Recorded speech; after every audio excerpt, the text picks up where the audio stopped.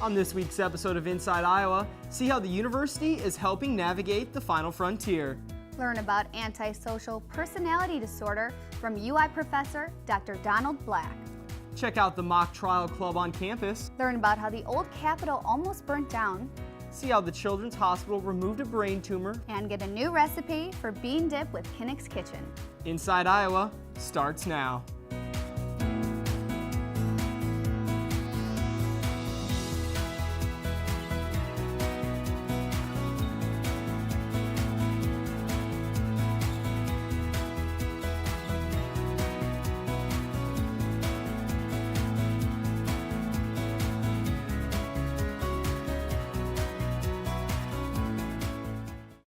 Welcome back to another episode of Inside Iowa, where we'll share with you the stories about the university, its students, faculty, and alumni, and show you how they're all making a difference.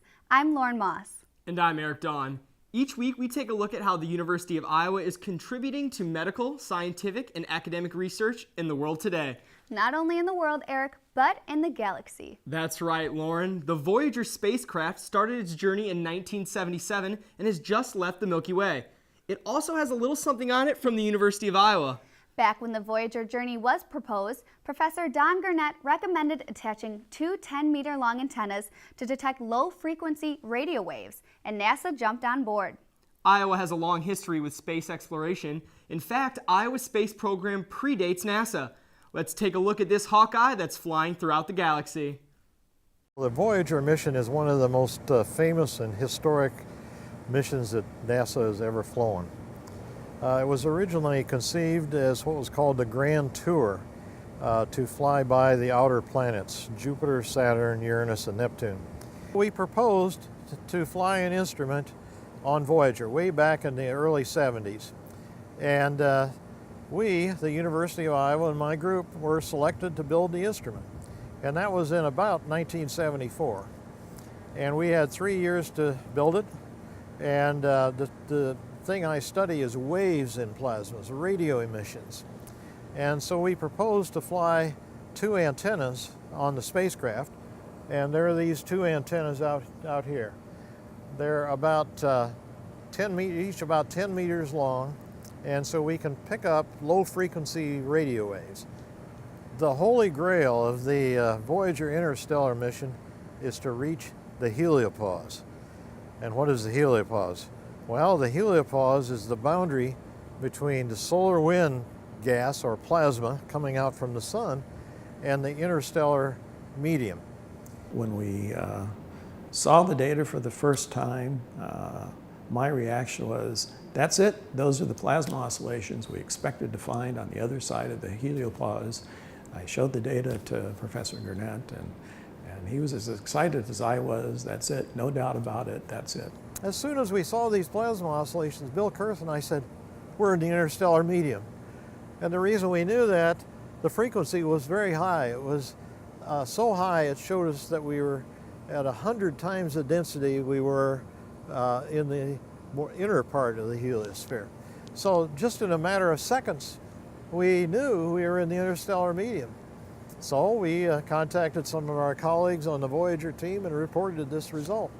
Don Gurnett wrote a paper back in 1993 that said he had pretty wide limits on the distance, but I think it was one of the first good predictions of where that boundary was going to be. The University of Iowa is the birthplace of space physics, of space sciences of any kind. Professor Van Allen was the head of the department, and he was interested in mapping the fluence of cosmic rays coming into the atmosphere. I went to Jim Van Allen and I said, can we fly this receiver on the next spacecraft, the one that I was currently working on, called Engine 3? And he said, sure. So we flew it, and I can remember this day when we first turned the transmitter on in orbit, and we heard all these whistling tones and all kinds of plasma, what are now called plasma wave sounds, that we never knew was up there. And that changed my life. That changed me from an engineer to a physicist who is basically asking, what are all those sounds? I might say I consider this, a considerable personal achievement to get to interstellar space. But I also have to say there's a lot of other people behind this mission. The Jet Propulsion Laboratory and all the people that built the instrument and continue to operate it, that's an important part of this discovery. I could not have done that with all these people and their support, and my colleague Bill Kurth, who's been a co-investigator on this mission almost from the start. Wow, that is amazing. After the break, we will see how another UI professor is traveling, not into space, but into the human mind. Then learn about how the University of Iowa almost lost the old Capitol building to a fire. All of that and more when Inside Iowa returns. We have a certain way of doing things. You'll see it in the determination of our students, in the classroom and on our fields, in the collaboration among our faculty that lead to great innovation and change, in the vision of our writers, artists, and doctors, bringing the world to Iowa and Iowa to the world. It's the Hawkeye Way. For more than 100 years, the University of Iowa community has been waking up to the Daily Iowan. Today, it's the largest newsroom in eastern Iowa, and now you can see the news every night on Daily Iowan TV. DITV, your news, sports, and weather source for the University of Iowa, and is produced by University of Iowa students and presented by the Hawkeye Network.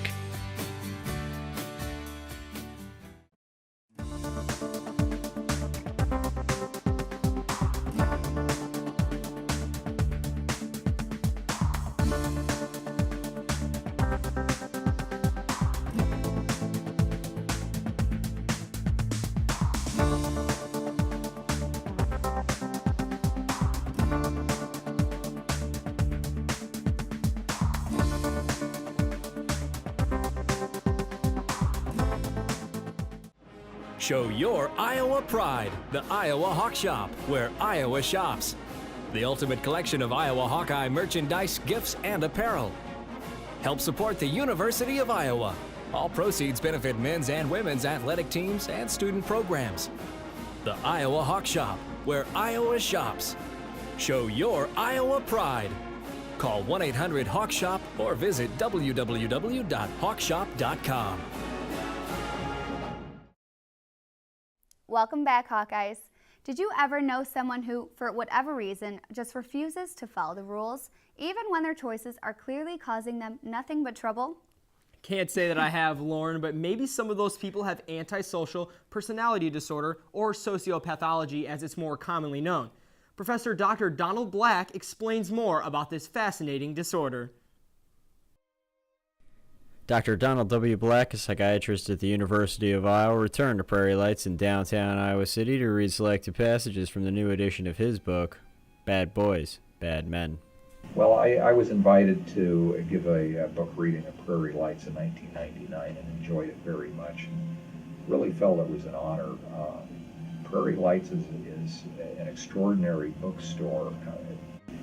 So Bad Boys, Bad Men is about sociopaths, that is, people with serial misconduct.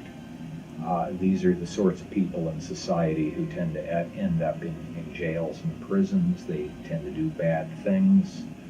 The disorder tends to start in childhood, often before age 5, and continues for most people throughout their entire life, although it tends to get better as they get older. Dr. Black dictated the first edition of his book to his secretary in just one day, but it would take him over a year to finalize and edit all his work. While the book's subject matter is a psychiatric diagnosis, the book is intended for everyone. A lot of people just from the Iowa City community came because when you have a book that's about something like antisocial behavior disorder, or even a title like Bad Boys, Bad Men, gets people interested. They were interested in the book, and they were excited to hear an expert talk about it. One of the things that I think makes the book interesting is that I tie it into people that we all read about in newspapers and magazines, and who we see on TV, who have very public antisocial behavior, including common criminals, celebrities like O.J. Simpson, people like Bernie Madoff, and in the worst cases, serial killers who we read about, like Ted Bundy, John Wayne Gacy. So I wanted to update the book and bring in people who had been in the news more recently. But to have a professor of psychiatry from the University of Iowa with huge credentials and the backing of the university is really great for us, because people were not only interested in the book, but they also could trust what they were learning. We see this symptom of ASP in the news accounts of criminal defendants who express no shame for their crimes and make no apologies. Whether motivated by a sincere belief in their self-proclaimed victimhood or by a deliberate desire to offend, these men thumb their noses at those they hurt. Research confirms that lack of remorse is particularly common with more severe and violent forms of ASP, perhaps allowing men like the killer John Wayne Gacy, who is profiled in Chapter 9, to maintain an attitude of defiance that helps seal their fate. Dr. Black started at the University of Iowa in the early 1980s and has grown to love the city as his home. I looked around the country for psychiatry programs that interested me. I wanted one that was really interested in the biological basis of psychiatry and neurosciences, and there were relatively few programs back in the early 80s like that, but one of the strong ones was in Iowa. So when I selected this program, most of my friends and relatives thought I was crazy to leave a beautiful place like Utah for Iowa, but over the years Iowa has become my home, and I never regretted my decision to come here. Wow, what an amazing look into the criminal mind. Just thinking about sociopaths gives me goosebumps. You're certainly right, Lauren, but Dr. Black's book isn't the only incredible thing happening here at the university. Did you know that the old Capitol building caught on fire? That's right, Eric. Thankfully, no one was hurt when the building caught on fire in November of 2001. It was all thanks to an 80-year-old fire barrier that the building stayed standing. Let's see how this building survived the shocking event and how the university rebuilt. Something many students may not know about our old Capitol Dome, landmark and pride and joy of the University of Iowa and Iowa City community, is that it was destroyed by a fire in November of 2001 and had to be restored. Just weeks after 9/11, we had a serious campus tragedy of our own here concerning the old Capitol fire. It was caused accidentally by a construction worker in the top floor of the old Capitol building, and the dome was lost, and a portion of the upper level was badly damaged. Luckily, a firewall built in the 1920s helped to minimize damage. I think the argument can be made that that building was saved by that 80-year-old firewall that had been added. Otherwise, the building could have been a complete loss. It took 5 years to repair and reconstruct the old Capitol dome, roof, some interior, and to provide essential restorations unrelated to the fire. Numerous upgrades were made to the building before it finally reopened in 2006. When the durability of a landmark like the old Capitol is challenged, you can't help but think that your own faith is being taken into question at some point. But on the day that it was dedicated, it was absolutely a grand day for everybody on campus. So next time you walk by the old Capitol building, take the time to remember its history and admire its resilience. Wow, that's fascinating. Could you imagine what the Pentecrest would have looked like without the old Capitol? I can't even imagine that, Lauren, but just wait for what we have coming up next. We will get an insider's look at the University Mock Trial Club. And hear the story of an amazing little girl and her fight with cancer. All of that and more when Inside Iowa returns after the break.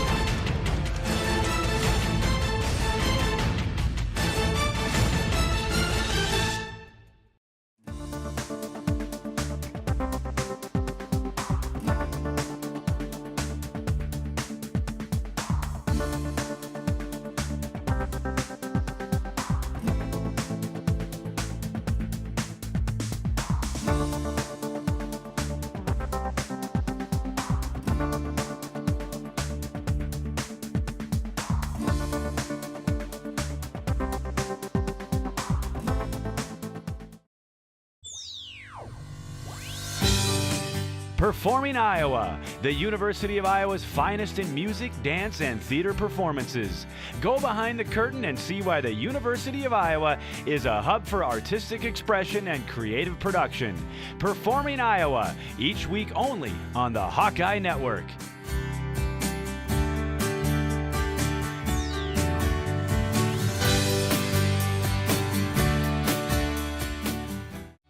Tradition. Ambition. Exploration. Inspiration. You feel it when you step on campus at the University of Iowa. The energy and pride of students inspired by our history. And excited about our future. When you join the Hawkeye family, you're a part of it all. Be a part of it. Be a part of it. Be a part of it. Be a Hawkeye. Welcome back. Life, death, justice, and vindication. All is decided in the drama of the court. Today we're going to take a look at the university's Mock Trial Club. It's not just for aspiring lawyers. The Mock Trial Club is for anyone who is interested in the action of a courtroom trial based on a real-world case. I just wanted to know where Lee was, where my husband was. What did she tell you? She said something about separating being a bad idea. And then she told me that she left him. She left Lee while he was still breathing.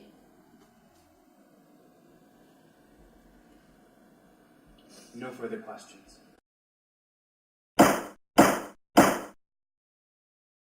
Essentially, there are 3 attorneys and 3 witnesses in each round to our team. And so each attorney is going to direct the witness once, and each attorney is going to also cross-examine the other team's witness. Mock trial is an event where there's witnesses and attorneys. What I just did was I was the directing attorney. And so there's also opening attorneys and closing attorneys and a middle attorney. You have to write down the very first word that comes to your head right now, and then you have to hand me the sheet of paper. Go. Mock trial teams across the nation are given the same made-up case loosely based on facts that occur in the real world.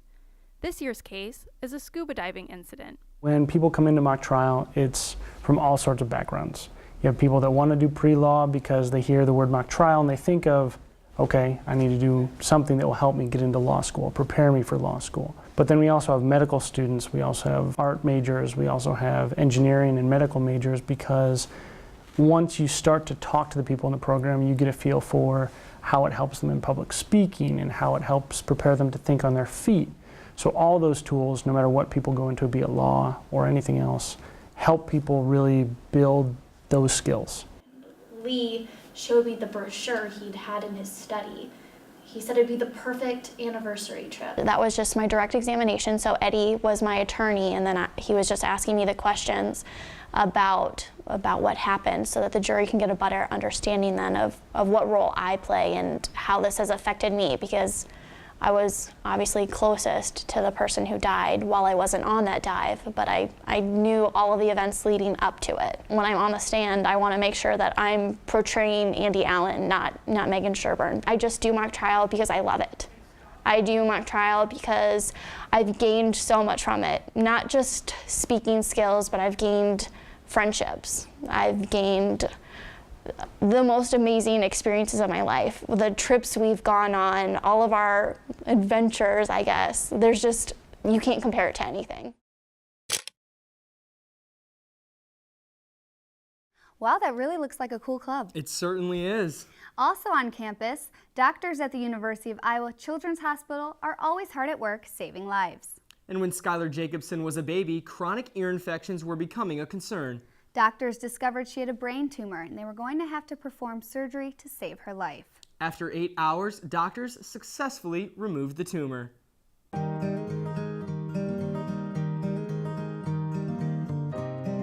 Skylar had been healthy, about 18 months old. We started having a lot of severe ear infections out of the blue. So I had taken her in to see Dr. Beth Ann Bonner, and she ran all kinds of tests. And pretty soon Dr. Bonner came in and took a deep breath and sighed and told me that she had a brain tumor. And as her conversation went on, it was like every last little shred of hope you held to was pulled away from you. You know, your whole world just stops. She said she wanted to transfer her by ambulance to University of Iowa hospitals. We came down that night in the ambulance, and she was watched in the PICU. Dr. Meneses didn't expect to be able to remove the whole tumor. He told us that his best he could hope for was to take as much of it as he could and hope to get the rest with chemo and radiation. So we went back in the room then, and we had a doll that we'd gotten to give her after surgery, and I was desperately afraid that there wouldn't be an after surgery. It was about an 8-hour surgery. And Dr. Meneses called her dad and I back into the consultation room and looked at me and said, "Well, I got it." "What do you mean you got it?" "I got it." This is a very major procedure, and what we are doing is we are going into the center part of the brain, which is in the back portion of the head. The tumor resided right against the control of your breathing, your heart rate, your swallowing, and essentially all the vital structures that control your functioning of the brain. Surgery was successful in the sense that we were able to remove the tumor. She's done very well, and a lot of the credit has to be given to the patient and her mother. Both of them have been very positive and have had a very long, hard, arduous journey. It's just completely incomprehensible to me that even as good as he is, that they could go in and do the job they did. And I don't have any doubt in my mind that had she been cared for someplace else, under different hands, that we might not have the same outcome we have today. We might still be sitting here, but she might not. That's how strongly I feel that he saved her life. If you look at her now, it's very easy to underestimate the gravity of what she went through. She runs, she jumps, she plays, was in track this year, she plays piano. She's just a normal girl. She loves life. She's got a wonderful heart and a wonderful outlook on life. To the doctors and nurses, I just want to say thank you. You gave me back my daughter. Cancer tried to take her, but you helped her fight so she could stay here. And I'm thankful every day for everything that was done for her, so that I'm able to have every day a new experience with her. Thank you for everything you've done, and thank you for letting me live.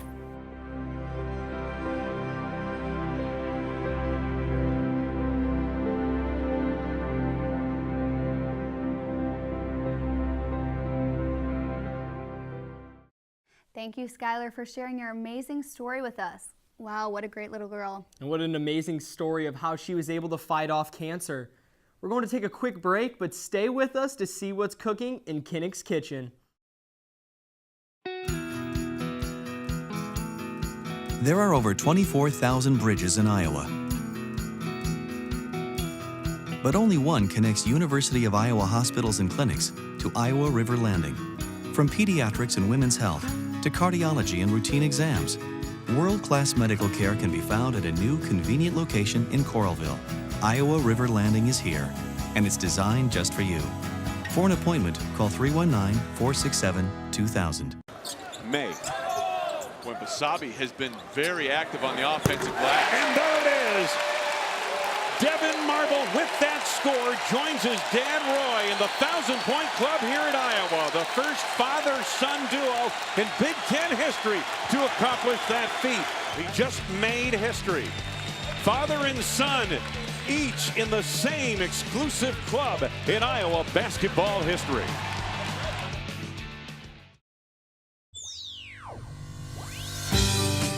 Kick back and relax as Java Blend takes you from your home right into the Java House in downtown Iowa City.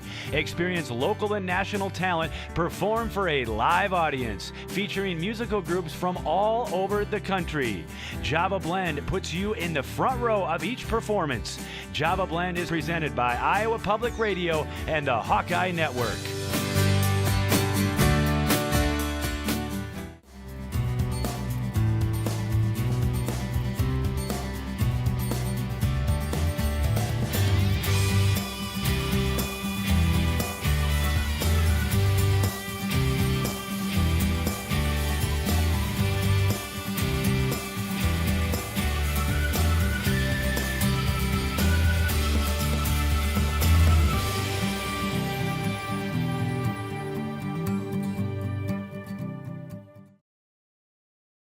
Welcome back.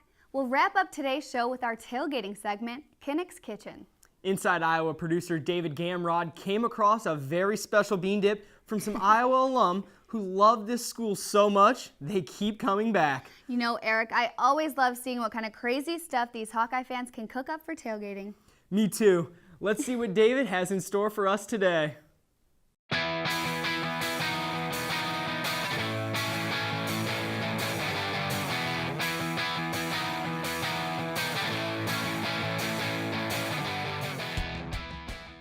All right, we're continuing to walk around to see what everybody's cooking up for the tailgates. And we're here with Jessica and Matt. And they love Iowa so much that they have 5 degrees between them. They love University of Iowa so much, they just keep coming back. And when I was walking around, I saw a crock pot. I immediately had to find out what was underneath. So first off, Jessica, tell me a little bit about what this recipe is. Sure, so this is my mom's special recipe, kind of passed down from her mom. It's a bean dish. It's got bacon, hamburger, a little brown sugar, a little barbecue sauce, a bunch of beans, like 3 or 4 different types of beans in it. And mix it up and heat it up, and it's awesome. So, out of all the food to bring for tailgate, let's show everybody how good this looks. What made you want to bring a bean dip for tailgating? You know, we have 2 kids with us, so we thought it was like a hearty meal, and it's easy to share, and it's just a good hearty meal for tailgating. All right, I immediately fell in love with you once you said there was bacon in it. Yeah. Because I think that is the king of meats. Any food you got, bam, bacon is better. Right. So when you said you had bacon, I knew we had to stop and talk. So what's great about this dish is the fact that it's chips and dip, and that kind of is a staple for tailgating. Is that right? Absolutely, yep. So do you mind if I kind of dig in here and try one? Go for it, help yourself. Okay, so the great part about chips and dip is you get these little personal plates that you can not only just walk around with, but you get to eat them too. So I'm just going to get one of these ones. They told me how to try these beans right here. So this looks fabulous. Add in the fact that it's just beans, meat, and bacon. I mean, you can't get anything better than this. So I'm pretty much looking forward to eating this one here.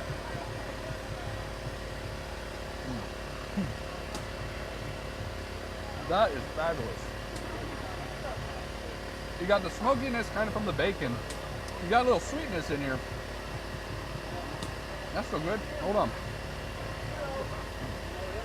So if I've learned anything by stopping at this place today, is the fact that you need to get a crock pot, throw in some beans, throw in some bacon, and throw in some meat, and you got yourself a wonderful tailgating recipe. Well, that wraps up this week's episode. I hope you learned more about the University of Iowa, its students, faculty, research, and staff. Be sure to tune in next week to see more stories from the university and how it makes a difference. For Inside Iowa, I'm Eric Dawn. And I'm Laura Moss. See you next week.